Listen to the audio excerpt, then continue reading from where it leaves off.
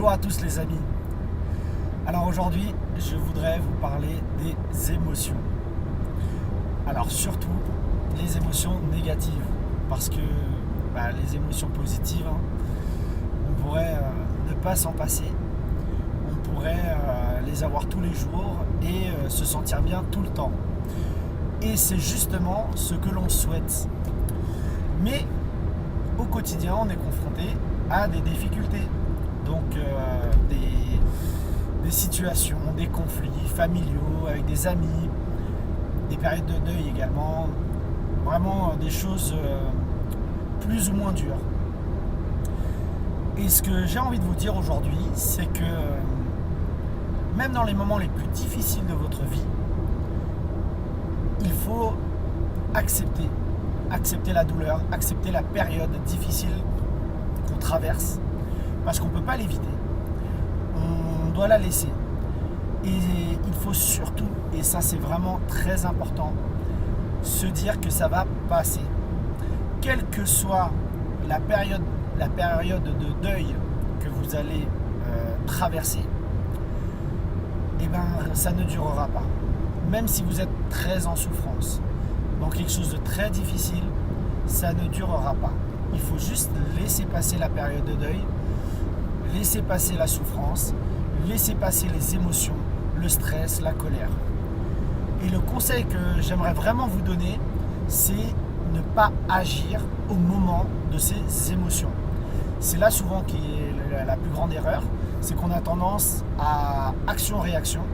Alors heureusement pas tout le monde, mais on a tendance à réagir à nos émotions. Et c'est ce qui est problématique.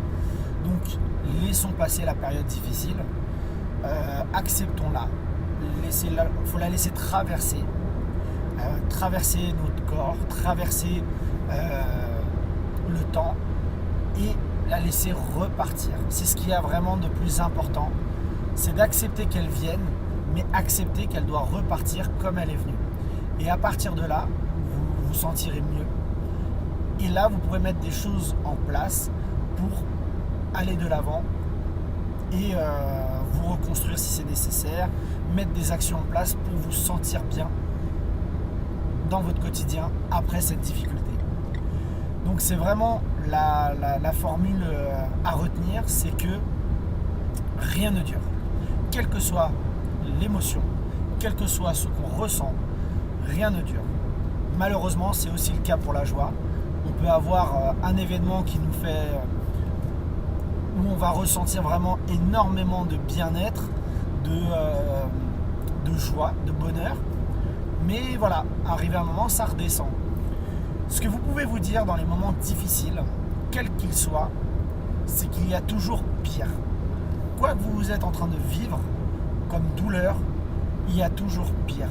Il y a toujours des personnes dans le monde qui vivent quelque chose de plus fort, plus dur à surmonter.